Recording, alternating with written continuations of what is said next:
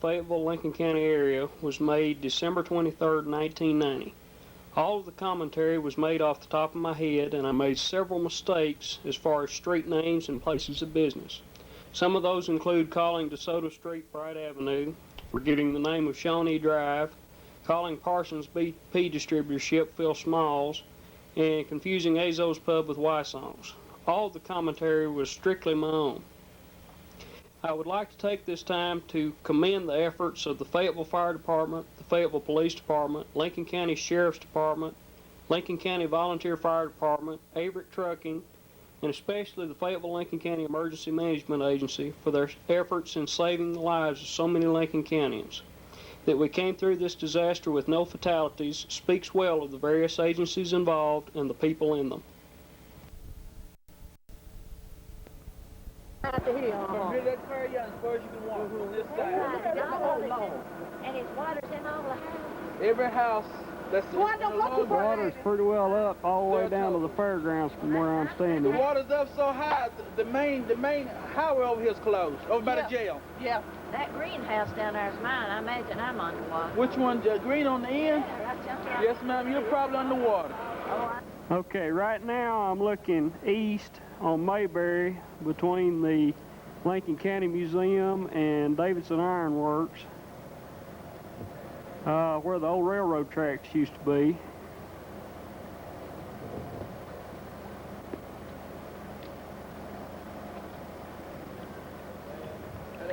You can see from that valley truck how deep the water is close to Main Street.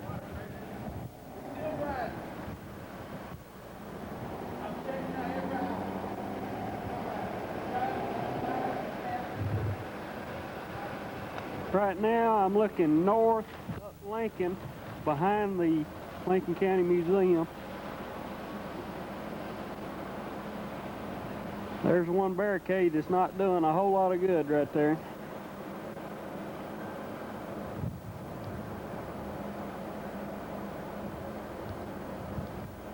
You can see most of the houses down here have water at least 2 or 3 feet.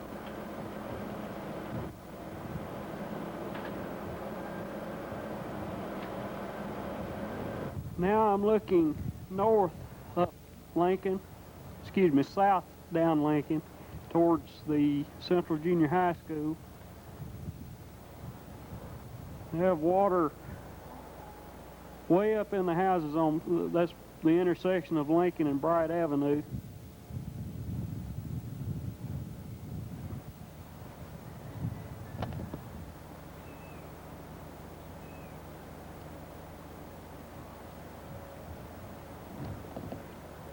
This is the rear of Davidson Iron Works. You can see in the distance Paul Badenhop through the mist. Right now I'm standing in the parking lot of the old jail looking at the river bridge on the Huntsville Highway.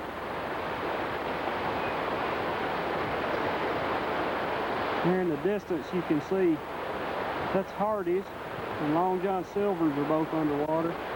And there you see the water over the bridge.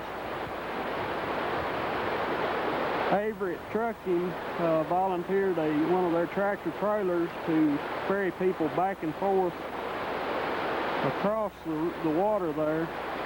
Tractor trailer and a front end loader is about the only thing they've been able to get across since about 4 o'clock this morning. I'm standing on the bridge on the Huntsville Highway looking back toward the sewage treatment plant. There you can see the city's front end loader is making the shuttle run across the water flowing over the Huntsville Highway. They do have traffic blocked off. Here's a little bit better view of Hardee's.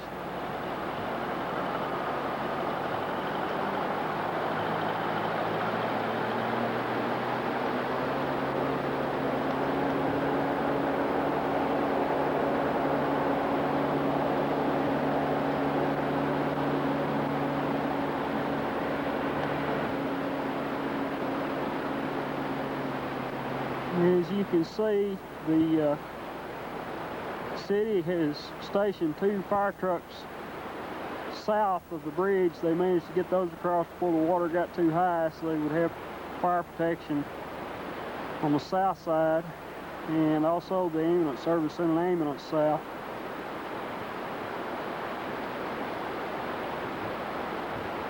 Right now I'm looking west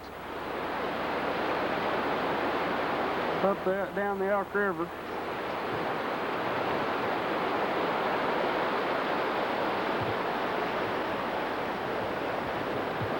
You can see in relation to the jail just how high the river is.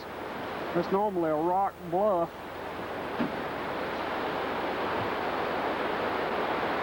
And there you see part of the remains of the old stone bridge.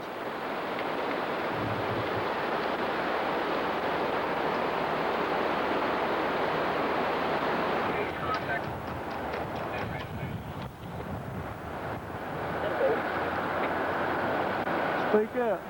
City Walkman to city base?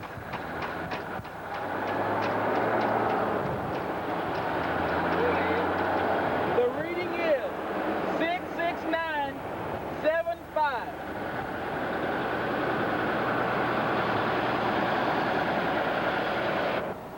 Okay, right now I'm standing in the Big B parking lot looking across the Huntsville Highway at Hardee's. Needless to say, there's not going to be many biscuits sold this morning.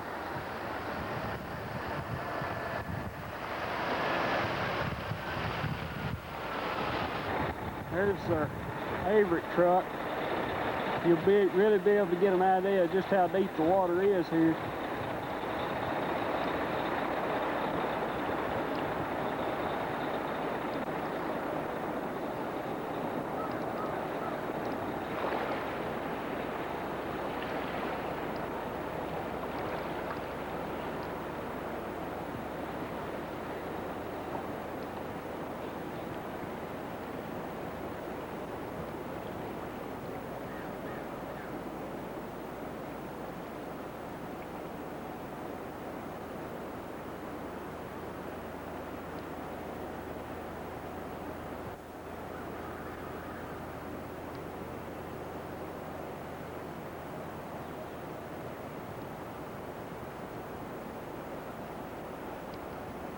Morning, the water was just at the back door. And now look at it.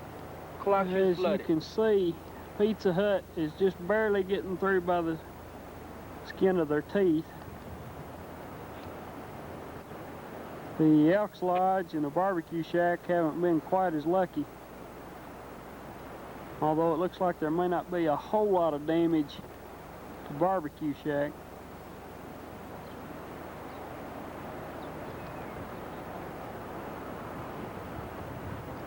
As you can see, those wooden piers in front of Long John Silver's have finally come in handy for something.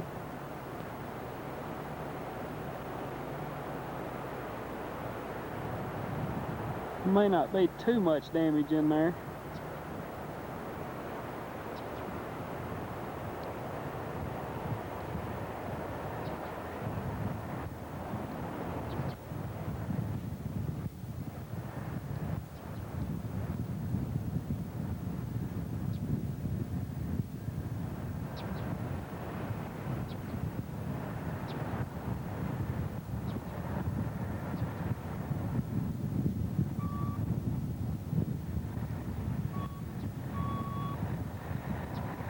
You can see that semi is kicking up quite a wave.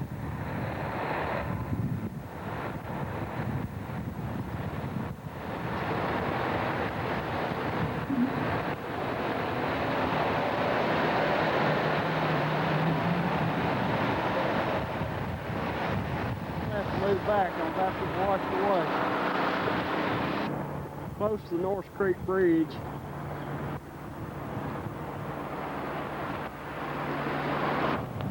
There you see the Fayetteville Sewage Treatment Plant. All of the settling basins are pretty well underwater.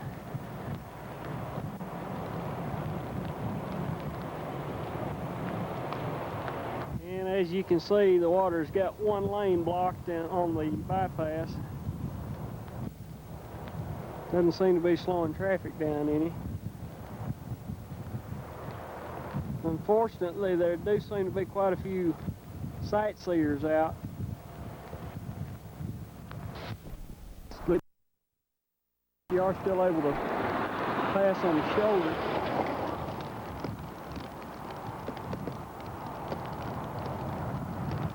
You can see I'm looking back across the bottom toward Williams Lumber Company. Really not a whole lot to see through the mist, just a whole lot of water.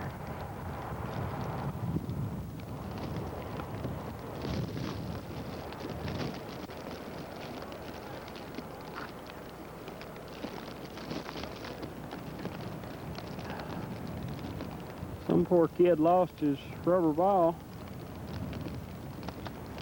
Old house boy, don't you? Yeah. Right now I'm looking back up whatever the name of the alley is behind where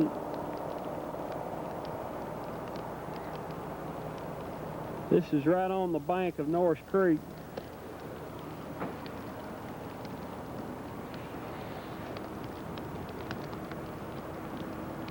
And those apartments in the distance, they look like they're up out of the water, but that's because they're on 6-foot stilts. Okay, right now I'm standing on the bypass looking at the bridge over Norris Creek at the end of Adams Street. As you can see, it's almost got the bridge completely hidden. You can just barely see the top of the rails. And across the bottom there you can see Quick's Auction Barn and the Cow Palace bar, and it's pretty well up in the stockyards. Okay, right now I'm on the bypass looking at S.J. King Park. As you can see, there's the bridge, the Winchester Highway. And as you can see, the pavilions are pretty well flooded. And also the restroom. No picnicking today. Now I continued on around the bypass and we're looking at Terry Heights, Old Mulberry Road. The water is actually finally starting to go down at this point, because earlier in the morning the water was very close to coming in the back of these people's houses that we're looking at. The horse barn does have water standing in it. This is more of Terry Heights. As you can see, the water came pretty close to some of these people's houses. Okay, right now we're as far down Adams Street as we can get towards the bypass. You can see the pub is closed. Quick's Auction Barn is closed. And the Cow Palace is closed.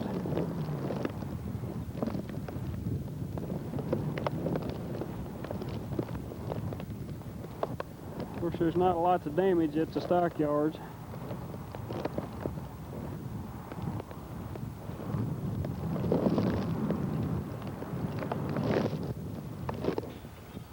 Okay, right now we're on Oak Street, just off of Adams. You can see some of these houses are just about gone.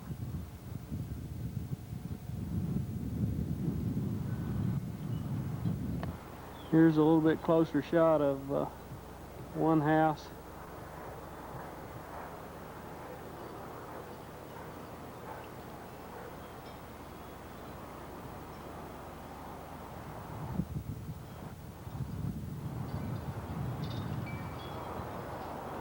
Okay, right now I'm standing in front of the chuck wagon.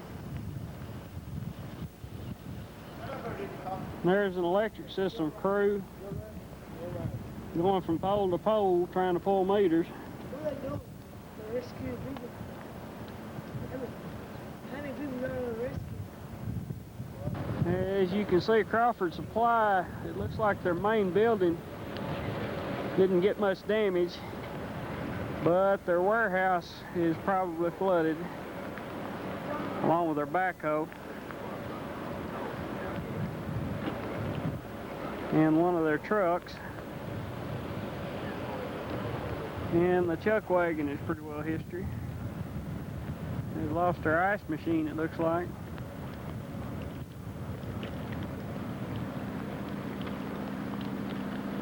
And this looks like Phil Small's Gulf distributor or BP distributorship now. Okay, right now I'm standing in front of CNR Feed. They've managed to stay dry, but not much else down in this area. As you can see there, one of Williams Lumber Company's warehouses is pretty well flooded. And Doc Amoson's old building, I'm assuming it's now a warehouse for Williams, is flooded. And looking across Front Street, you can see most of these houses are pretty well underwater. Azos.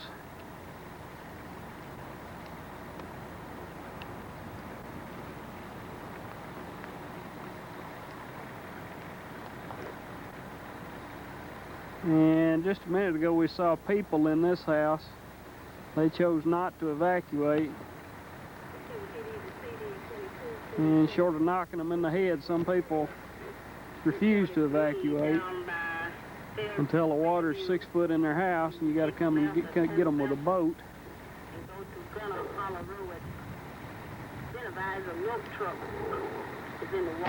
Okay, right now I'm standing in the middle of Main Street looking at Paul Badenhoff and Company.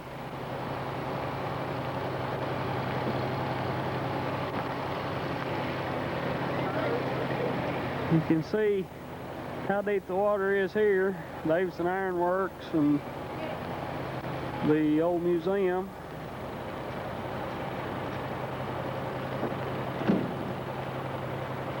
Pretty well got in Amoco's pumps.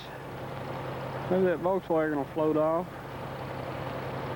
All these trucks? And what you're seeing there is truck tires that have gotten away from Badenhoff's. They have a man out here now stomping through the water trying to catch them. Okay, here we're looking at Central Junior High School. It looks like their auditorium is going to be flooded, but they may be in good shape for the rest of the building, hopefully. The water may have gone down just a little bit, although we just checked it and it is still rising at the bridge. There's the city garage, or Public Works Department, excuse me. By the way, the rain has started to change to sleet. It's sticking to my coat. Okay, right now I'm in the parking lot at the Fayetteville Clinic on the Thornton Taylor Parkway, looking down toward the river bottom. I think that line of bushes is Bearden Mill Road. And really can't see it for the steam and the trees, but Bearden Mill, the old Bearden Mill Bridge is over there somewhere. There's Harpeth Heights. As you can see, they're getting pretty close to being underwater. If the river rises much more, we're gonna have to get those people out in a hurry.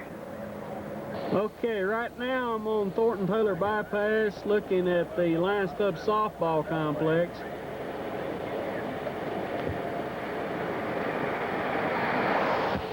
You can see the concession stand is almost covered up to the roof, as is the pavilion.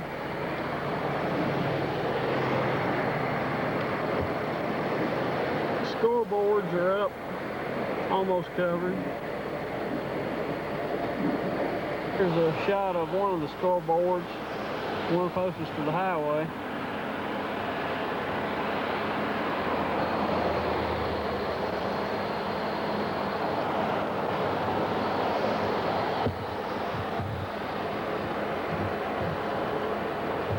And I'm not sure how well this is going to show up, but just to give you an idea, this water in these bottoms is not just standing still.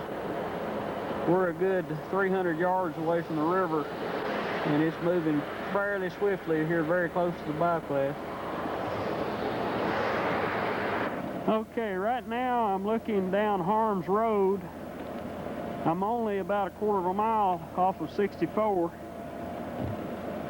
And somewhere fairly close to the tree line up there last night, the Civil Defense rescued 2 people from a pickup truck that was pulling a boat, and they got the people out, but they weren't able to do anything with the truck. So obviously the truck is completely underwater, and goodness knows where the boat wound up. But it looks like the road to Harms is going to be impassable for quite some time. Here's a view of the bottoms.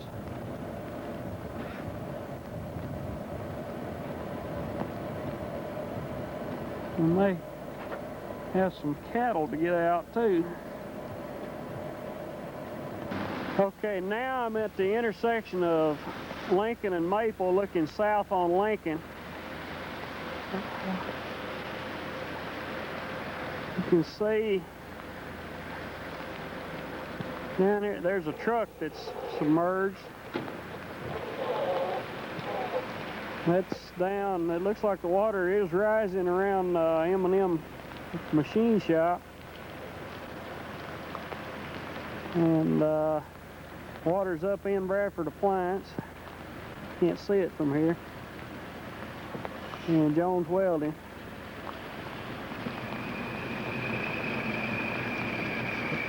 Okay, right now I'm standing on South Main, just down the hill from the car wash. Here you can see the water is up in the Lincoln County Museum, the old Borden building.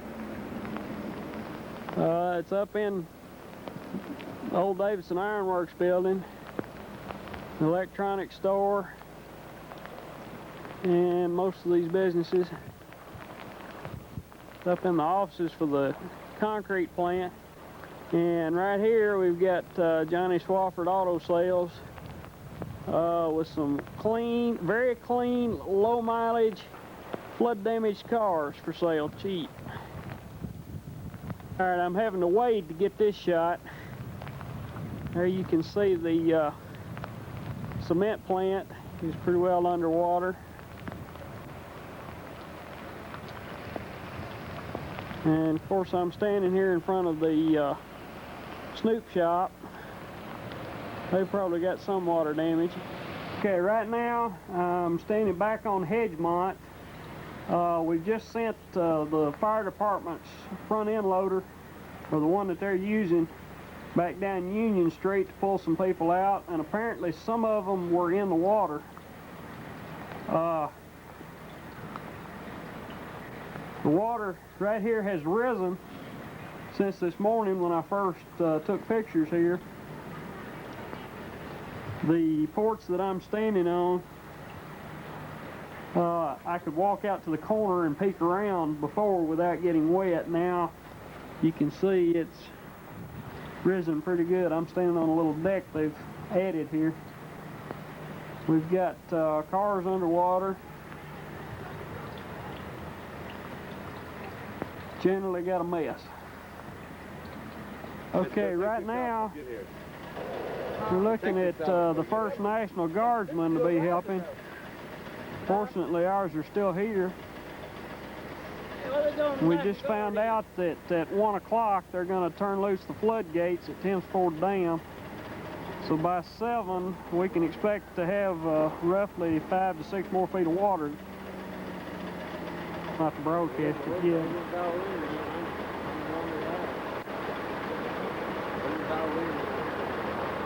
didn't call. They called. So, we're still a valuable part out here. Ain't no choice to do it. Get close. They were gonna come to them dead. Good word. You have to call. Go for it.